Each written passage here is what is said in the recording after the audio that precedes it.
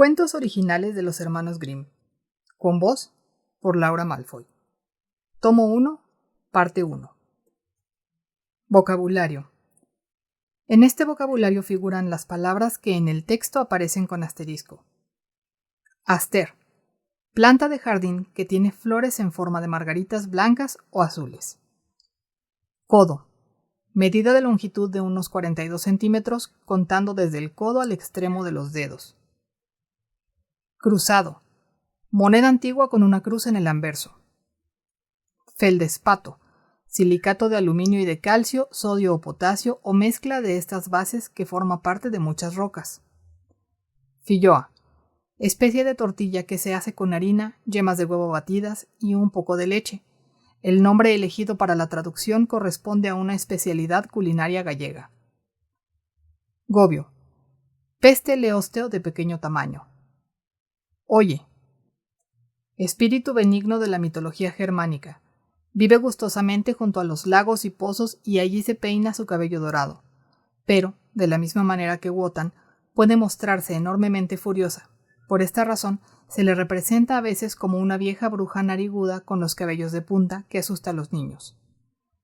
Lenchen, diminutivo de Helena. Onza. Peso que consta de 16 adarmes y equivale a 28.7 gramos. Es una de las 16 partes iguales del peso de la libra y la del marco de la plata que se divide en 8 ochavas. Cada ochava equivale a 75 gramos, o sea, 3.59 gramos. Rapónchigo. Planta herbácea perenne de 40 a 60 centímetros de altura. De tallos estriados, hojas radicales oblongas y las de tallo lineares. Flores en panículas terminales de color azul, hendidas en 5 puntos y fruto en cápsula. La raíz, de color blanco, se come en ensalada. Salsifí. Planta herbácea de raíz blanca, tierna, fusiforme y comestible. Tálero. Antigua moneda de plata. Los hermanos Grimm. Recuerdos de Hermann Grimm. Jacob y Wilhelm Grimm eran casi de la misma edad, pero Jacob parecía bastante mayor que Wilhelm. Además, era más fuerte, ya que en su juventud no había padecido enfermedades como Wilhelm, mi padre. Jacob era soltero, y los dos hermanos vivieron siempre en la misma casa, trabajaron juntos y están enterrados juntos en el cementerio de San Matías de Berlín.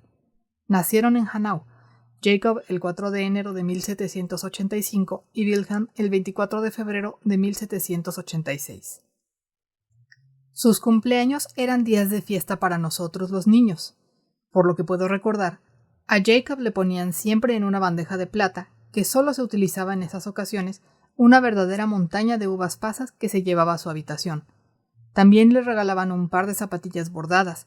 Cuando las cogía, olía las suelas nuevas porque le gustaba el olor a cuero, que le recordaba el día de la encuadernación de los libros y se las llevaba también para aparecer al cabo de un rato con ellas puestas.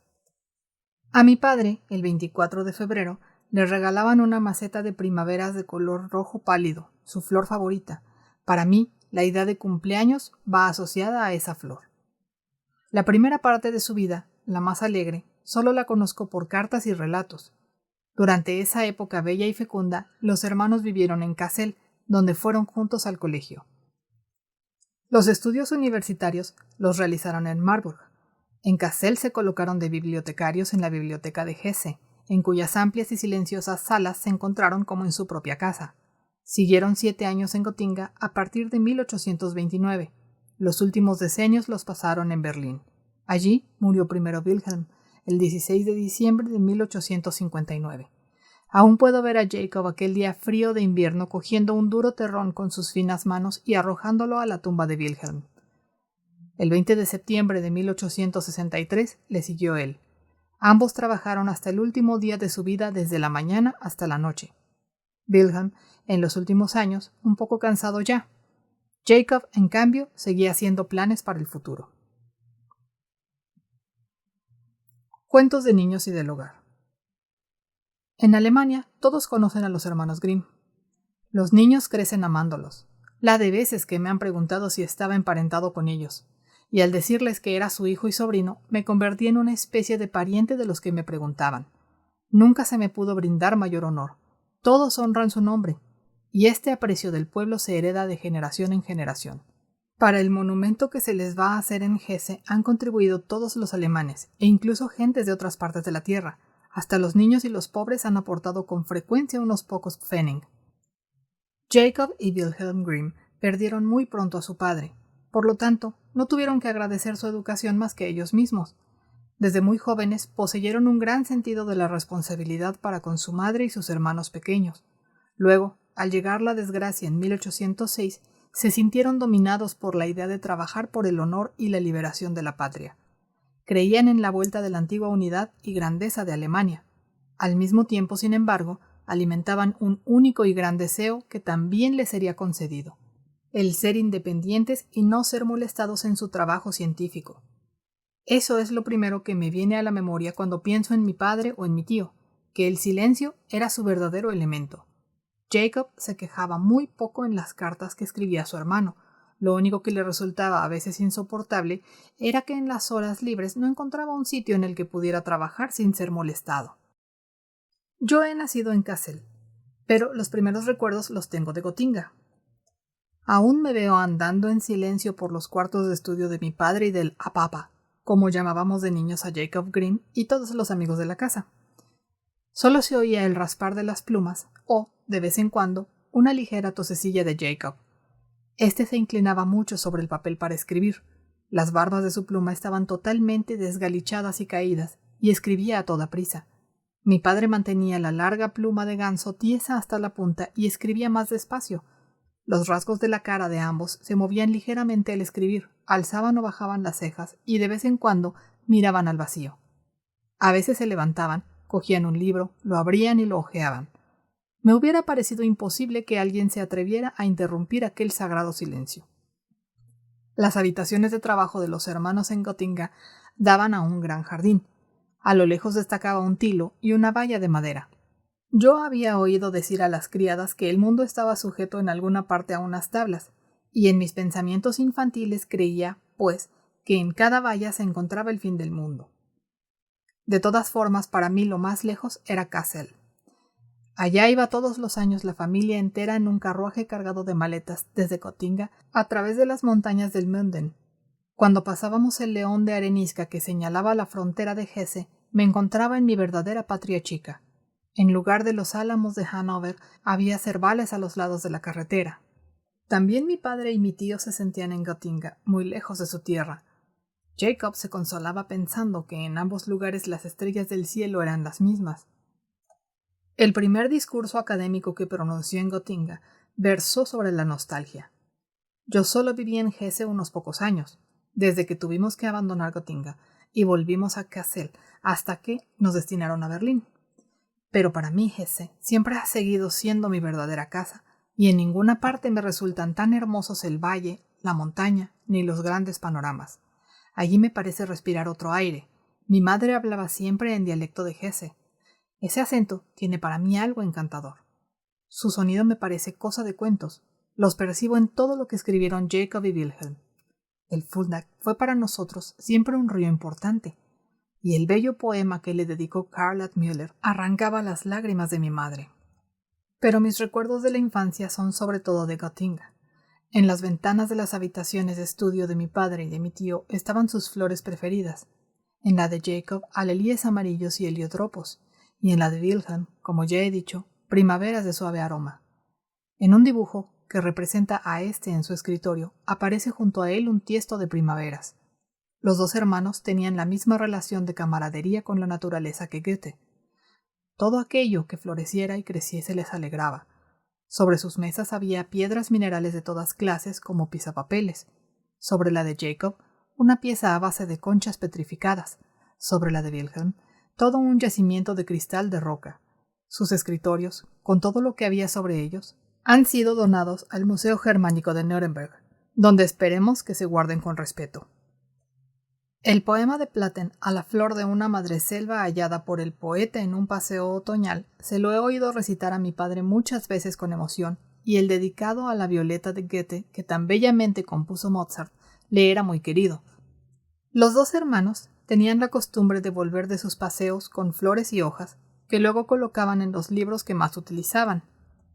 Con frecuencia vemos anotados en esas hojas secas la fecha y el lugar donde fueron halladas.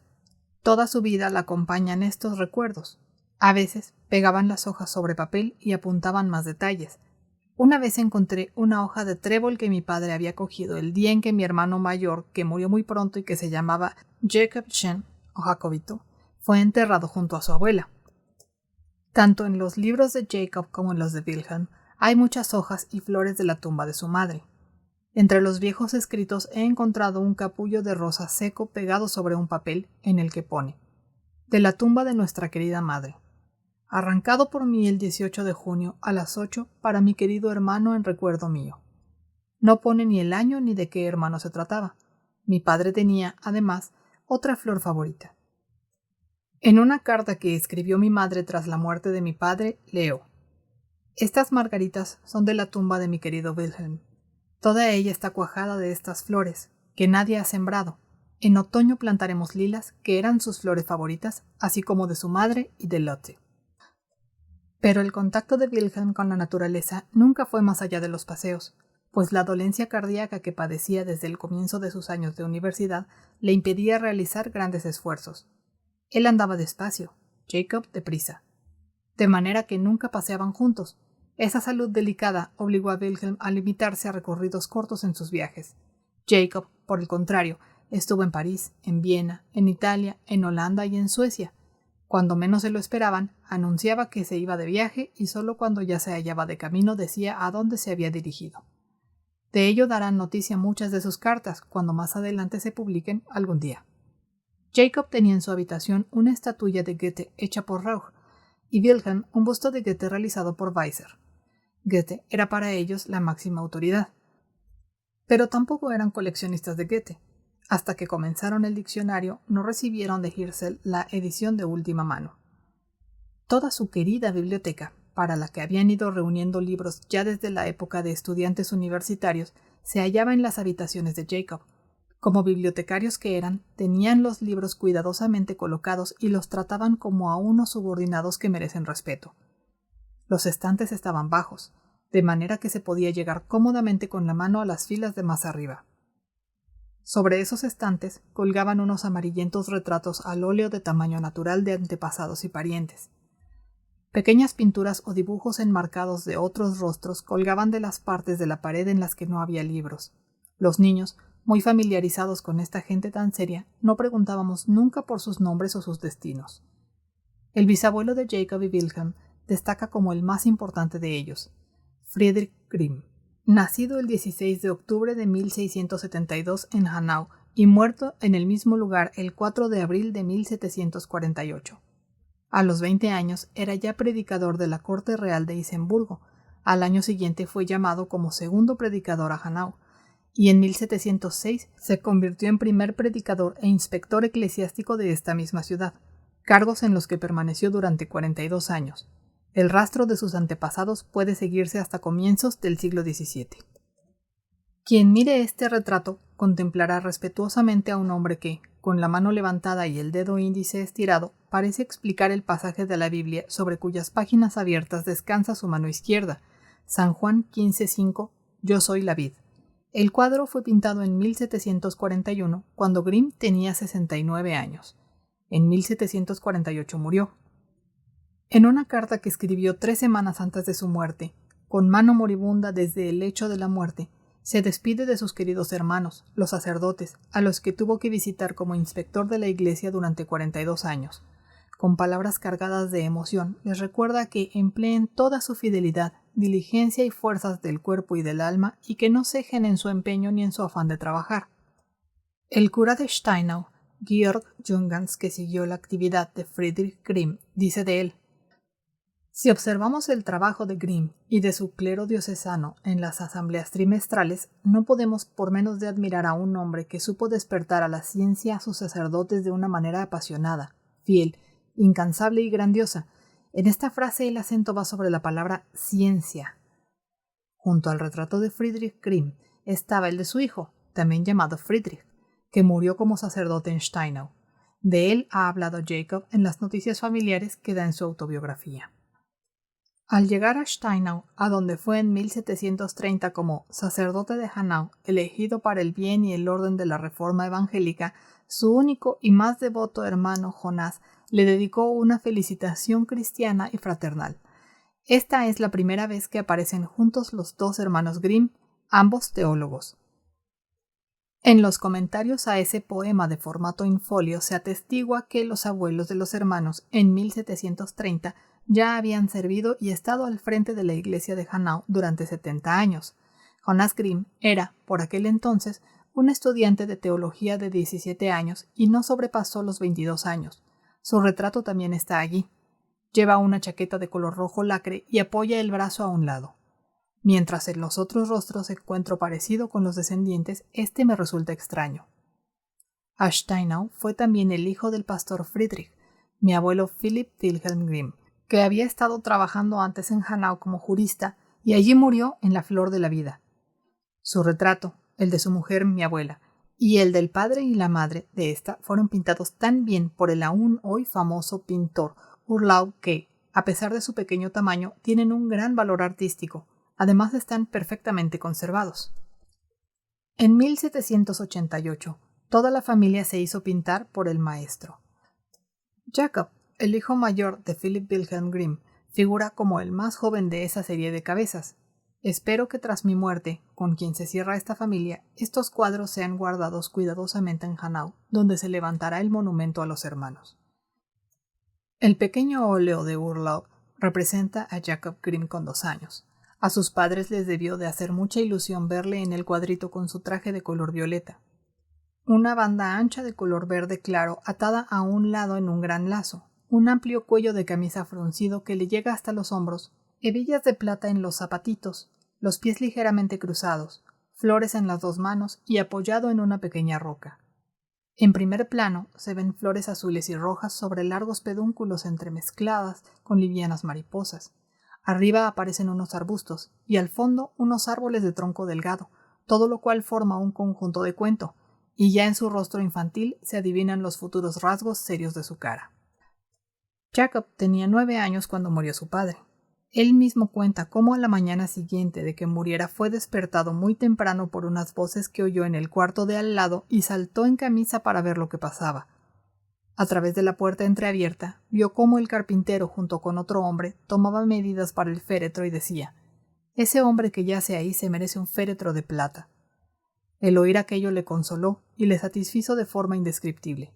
Con letra firme y casi de adulto, escribió la gran desgracia ocurrida a la familia en la Biblia bendecida por su abuelo para el registro de tales acontecimientos. Recomiendo a los que vean este libro en el armario de los Grimm que lo respeten también profundamente. A menudo se cogen los libros de manera descuidada. Jacob Grimm fue durante mucho tiempo bibliotecario. Más tarde, lo repito, sintió también respeto por los libros de su propia biblioteca, receptáculos de lo más notable que producen las naciones, y destacaba las obras más valiosas con una lujosa encuadernación. A la muerte de su padre, ese cuidado se manifestó ya en el intento de honrar a su querido padre a través de una letra esmerada. Mis hermanos y yo hemos donado el armario de los Grimm a la Real Biblioteca Nacional de Berlín. Contiene el legado escrito de los hermanos, sobre todo su correspondencia. Tras mi muerte y la de mi hermana, se añadirá mucho más. Después de la muerte de su padre, Jacob, a pesar de su juventud, se veía como el cabeza de familia. Sus hermanos le reconocieron siempre esa posición. Sin duda, era el sucesor del poder del padre. Solo su madre estaba por encima de él. Mientras vivió, Jacob le pidió de forma un tanto pedante que, como instancia superior, dijera la última palabra hasta en cosas en las que la pobre y encorvada mujer se sometía con gusto a la voluntad de su hijo.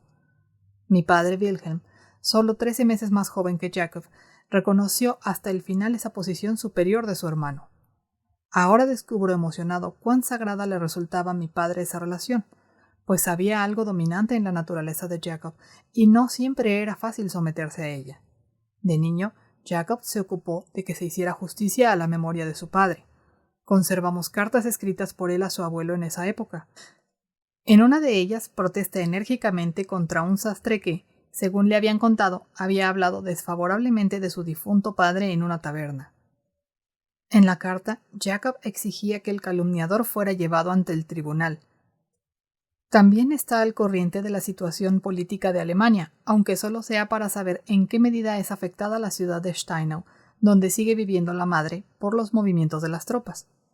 El ejército de Prusia avanzaba entonces sobre la República Francesa. Mi padre contaba cómo la caballería recogía las largas colas de los caballos con panes perforados y luego les hacían nudos debajo, y cómo en la música de desfile había incluso violines. También se acordaba de haber pegado el oído al suelo para oír el estruendo de los cañones con los que disparaban contra Magnusia. De esta época infantil en Steinau han hablado Jacob y Wilhelm en sus biografías, así como Ludwig y Ferdinand Grimm, los hermanos pequeños, en unas notas biográficas. Rodeada de parientes y amigos, esta familia, la más distinguida de la pequeña ciudad, llevaba una vida apacible cuyo centro lo formaba Lotte, la hermanita pequeña, muy querida por todos. La cosa cambió a medida que los niños crecieron. Los primeros en abandonar Steinau fueron Jacob y Wilhelm, aunque nacidos en Hanau, habían salido tan pronto de allí que consideraban a Steinau su ciudad natal. Ludwig, que se hizo pintor, volvía con frecuencia a Steinau y tanto aparece aquella comarca en los dibujos, acuarelas y apuntes que conservo que me parece haber pasado allí mi propia juventud. En los recuerdos que escribió es él quien da una idea más clara de la vida que se llevaba en la casa paterna de Steinau. Wilhelm cuenta en una hoja suelta cómo se despidió de Steinau. Cuando salimos por primera vez hacia Kassel, se me quedó vivamente grabado el momento en que abandonamos la ciudad. Íbamos sentados en el carruaje de la corona. Yo iba adelante mirando a lo lejos nuestro jardín familiar, con sus postes de piedra blancos y su cancela roja, todo envuelto en una densa niebla. Pensaba en el tiempo que había pasado allí, y me parecía algo ya muy lejano, como si hubiera un abismo en medio y me encontrara completamente alejado de aquello, comenzando algo nuevo. Este es el final de una serie de recuerdos que aparecen en la misma hoja. Aún recuerdo con claridad cuando me perdí en el bosquecillo de Philipsruhe, junto a Hanau, con mi traje blanco con una banda roja. Miraba asustado, pero atentamente, los troncos lisos de los árboles con su espeso follaje y la grava limpia del camino. Aquel silencio y la verde penumbra me iban dando cada vez más miedo, y una angustia se superponía a otra, como una piedra a otra piedra. Recuerdo con exactitud una mañana de verano en que vi cómo los soldados de Hanau desfilaban para la revista. Yo miraba por la ventana y solo los veía cruzando por el final de la larga callejuela. Los fusiles brillaban al sol y pensaba en lo que me gustaría ir yo también algún día con ellos, tan de mañana y con esa música tan bonita. Mi madre solía sentarse con frecuencia en una banqueta junto a la ventana y miraba por un espejo fijo y alto por el que podía verse a toda la gente de la calle. Una de las hojas de la ventana permanecía abierta. El sol daba en los tejados y las máquinas del calcetero roncaban sin cesar. Esa hora era siempre muy aburrida. Una vez fuimos a una fiesta a casa del abuelo. Nos habían puesto rizos en el pelo con unas tenazas calientes. Estando allí, salimos un momento de la habitación con la cara ardiendo y anduve sobre las piedras rojas de la casa que iban perdiendo el color. Cuando vivíamos en el largo callejón de Hanau, en el piso de abajo a mano derecha, había una sala empapelada con un papel de fondo blanco y entre flores surgían unos cazadores marrones y verdes que siempre me gustaba mirar. Estos recuerdos son de la primera época de Hanau, en 1790. Antes de que Wilhelm cumpliera 5 años, el padre fue trasladado a Steinau. Como recuerdo propio, añadiré que a comienzos de los años 50 pasé un día en Hanau con mi difunto padre. Vimos el castillo de Philipsruhe, con su parque a lo lejos, y me contó que su padre y su madre se habían enamorado allí. Por lo visto su padre, al oír que otra persona quería casarse con ella, corrió hacia el jardín del castillo donde estaba ella con sus padres y se pusieron a pasear por él.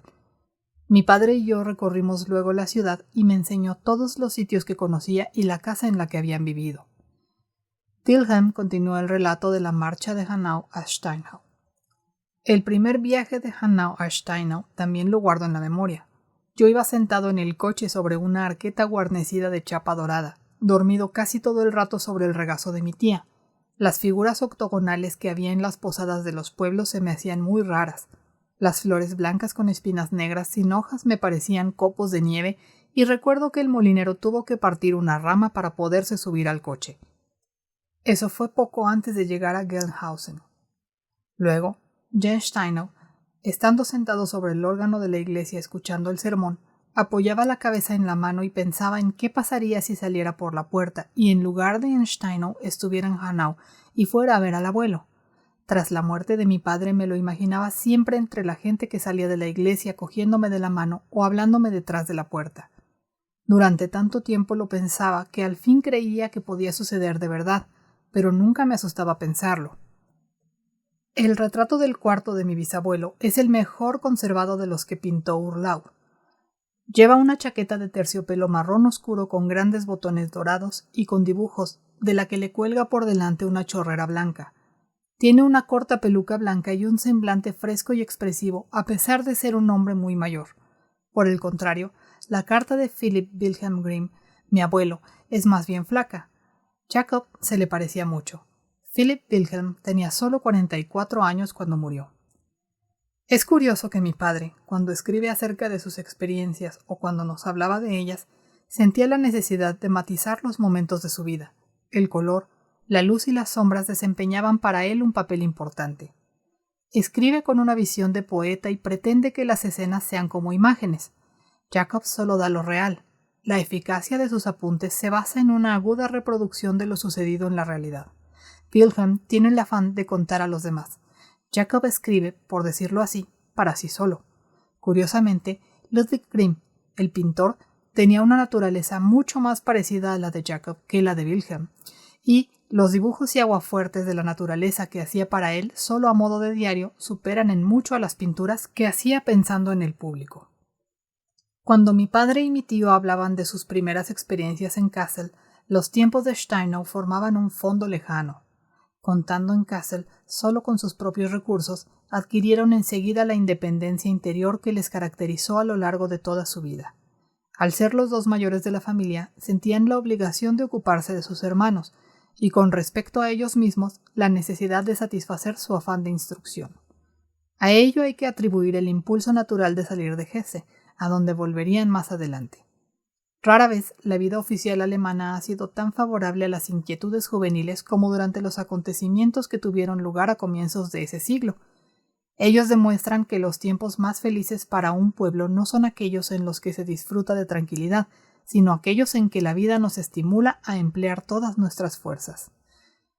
Jacob y Wilhelm, pues, terminaron el bachillerato en Kassel y se fueron a Marburg. El certificado de bachiller de Jacob del 13 de marzo de 1802 aún se conserva. Al final de el rector de Richter dice en palabras cariñosas que confía en que Jacob se dé cuenta por los resultados obtenidos de por qué había depositado su confianza en él. Los dos hermanos estudiaron Derecho. Savigny fue el primer profesor que les dio a conocer todo el contenido de la palabra ciencia. A través de él entraron en contacto con Brentano y con Arnhem. La transformación de Hesse en una parte del nuevo reino napoleónico de Westfalia, con Kassel como capital, trajo para los habitantes de Kassel una visión política más amplia, pues algo de la vida de París, dueña del mundo, se reflejaba en la residencia de Jérôme Napoleón. Los hermanos, sin poner nada de su parte, se colocaron a una altura que les permitía contemplar todo cuanto ocurría a su alrededor.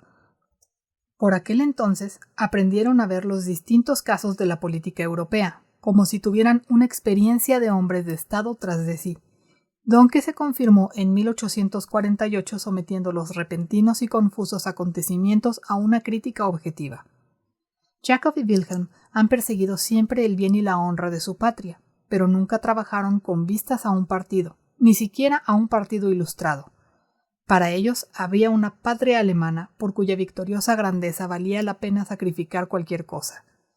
Pero no tenían un programa sobre los medios con los que había que trabajar, y sobre todo, cualquier protagonismo personal les era ajeno. Por todas partes procuraban tan solo hallar el mismo silencio que rodeaba sus habitaciones de trabajo. Nunca necesitaron ni pidieron más. Tan solo aspiraban a reunir todo aquello que fuera símbolo del espíritu alemán. La época de Kassel empieza a cobrar vida para mí cuando la abuela abandonó Steinau y se marchó con los otros niños a Kassel. Jacob cuenta que su madre, antes de ir para siempre a Kassel, fue una vez a visitar a los dos. Entonces él la llevó a ver la ciudad. Cuenta que recuerda como el momento más feliz de su vida cuando la cogió de la mano y notó que de nuevo estaba con él. Jacob y Wilhelm terminaron sus estudios universitarios, pero aún quedaba la educación de los hermanos, como por ejemplo la de Ludwig Grimm. De él proceden muchos retratos de aquellos años y de los siguientes. Dibujó sobre todo a su madre en muchas posturas. Sobre el escritorio de mi padre, creo recordar, había una caja dorada con un retrato de ella en miniatura. Hoy en día se halla en mi posesión. Muestra a la madre en sus últimos años. Como mi madre, también ella se llamaba Dorotea. No alcanzó una edad avanzada. Tras la muerte de la madre, la vida en común de los hermanos en Kassel adquirió otra vez nuevas formas. Pero ninguna preocupación impidió que la existencia de Jacob y Wilhelm estuviera cada vez más dedicada al trabajo ni que, queriéndolo o sin quererlo, ambos se convirtieran en el centro de un círculo de jóvenes amigos y amigas al que ellos daban vida, en tanto que les despertaban su deseo por conocer la obra de los hermanos. Tanto sus obras como sus cartas muestran lo a gusto que se sentían en medio de aquel público autodidacta. Hay algo de salvaje y primitivo en la época de Kassel de Jacob y Wilhelm. En lo mejor de esos días se recopilaron e imprimieron los cuentos de niños y del hogar.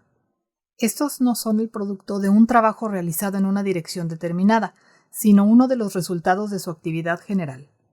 Los hermanos pensaban en los niños como lectores. Ya la dedicatoria de la primera edición de 1812 lo demuestra. A doña Elizabeth de Arnim para el pequeño Johannes Frymont. Frymont era el primer hijo, entonces casi recién nacido, de Achim y Bettina von Arnim. En el prólogo se habla de lo poco que pensaban los recopiladores de la época en el uso exclusivo de los cuentos por parte de los niños. A los hermanos les interesaba primordialmente sacar a la luz esas joyas que, habiendo surgido de la imaginación poética del pueblo, formaban parte de la riqueza nacional y, sin embargo, habían permanecido hasta entonces en el olvido. Ante mí tengo esa primera edición. Un volumen hecho con un bonito papel. El título aún no lleva la indicación de primer volumen. En una señal del libro está bordado con hilo verde. A tu niña sin manos. Saludaron con gusto 2 manos de una niña. El prólogo lleva la fecha de Kassel a 18 de octubre de 1812. Debajo escribió Jacob más tarde, justo un año antes de la batalla de Leipzig.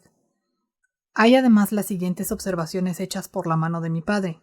El prólogo de Wilhelm, unas cuantas añadiduras de Jacob. Cuentos 6-8.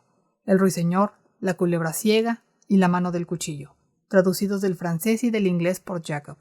En la siguiente edición los he sustituido por alemanes, contados por Jacob, números 12 y 40, probablemente 51 y 57. Raponchigo, el novio bandido, el pájaro emplumado, el pájaro de oro. Las observaciones están hechas entre los dos. De ahí se deduce que en aquella época casi todo lo hacía Wilhelm. También la tercera parte, la científica, la terminó casi él solo en 1821. En uno de los ejemplares del primer volumen manejados por Wilhelm, anotó debajo de casi todos los cuentos, además de muchos cambios estilísticos, los nombres de los que se los habían contado a él. Allí encuentro a Dorotea, mi querida y difunta madre, mucho antes de que se casara con mi padre. Nacida en 1795, tenía 16 años en 1811, año en el que aparece mencionado su nombre por primera vez en el libro. De sus labios escuchó Wilhelm una docena de los más hermosos cuentos. Él mismo me habló de otros cuentos del segundo volumen que también procedían de ella. Así, por ejemplo, el final del Rey Pico de Tordo y el cuento de las estrellas que le llovían del cielo a un niño pobre. El padre de Dorotea Wild era un ciudadano bernés establecido en Kassel, farmacéutico y perteneciente a las familias nobles de su ciudad natal, cuyos antepasados habían combatido en la batalla de Murten y habían hecho allí botín. En Berna he tenido en la mano el pesado collar de plata que un Wald arrebató a un jinete borgoñés junto con la enorme espada de 2 filos que llevaba. El padre de mi madre, ella también era ciudadana bernesa, tenía en el callejón de Mar en Kassel la farmacia llamada Sonne, que era un edificio de varios pisos superpuestos en saledizo, cerca del cual mi abuela Grimm alquiló una casa cuando se trasladó a Kassel. Hoy hay una placa que da testimonio de su casa ocupada tras su muerte por sus hijos. En el estrecho callejón de Mar no existía una sola casa cuya historia no conociera mi abuela. Siempre se las apañaba para contarnos a los niños algo nuevo de aquel vecindario. La señora Grimm tenía 5 hijos y una hija. En la casa de la farmacia de los Wild vivían 6 hijas y un hijo. Algunos aún no habían salido casi de pañales. El señor Wild era un hombre adinerado. Tenía huertas y tierras en las afueras de Kassel. En el jardín, Dorothea Wilde le contó a mi padre una serie de cuentos. Debajo de Catalina, la mujer de Juan, pone Dorchen, Doroteíta, 29 de septiembre de 1811, en el jardín. Debajo de la mesita El asno y la estaca, Dorchen, 1 de octubre de 1811. Debajo de La señora Holle, Dorchen, 13 de octubre de 1811, en el jardín. En 1811 debió de hacer un otoño cálido en Kassel, al igual que en el Rin. El 9 de octubre del año siguiente, Dorotea le cuenta a los 3 hombrecillos y a Lerlighow. Después de haberle contado el 9 de enero de 1812, junto a la estufa del senador, los 6 cisnes, el hueso cantarín y el bien amado Rolando, Hansel y Gretel es del 15 de enero de 1813. Eso de en el jardín me recuerda el amor que sentía mi querida madre por todo lo que tuviera que ver con la jardinería. Tanto en ella como en sus hermanos o sus hijos era algo innato. A menudo decía que no se había cumplido un deseo suyo, el de tener un jardincito, aunque fuera minúsculo. A cambio llenaba la ventana de tiestos con toda clase de plantas, colocaba junto a ella su silla y su costurero y de este modo se sentía feliz. La mayoría de los que hoy no leen los cuentos de los Grimm disfrutando como los niños, sino reflexionando acerca de su origen, piensa que fueron escritos siguiendo al pie de la letra lo que contaba la gente, de tal manera que si Jacob o Wilhelm Grimm no se hubieran anticipado a otros recopiladores posteriores, estos podrían haberse adueñado igualmente de esa propiedad del pueblo. Pero lo cierto es que si los cuentos se han convertido de nuevo en propiedad del pueblo, es a través de la forma con que los presentaron los hermanos Grimm.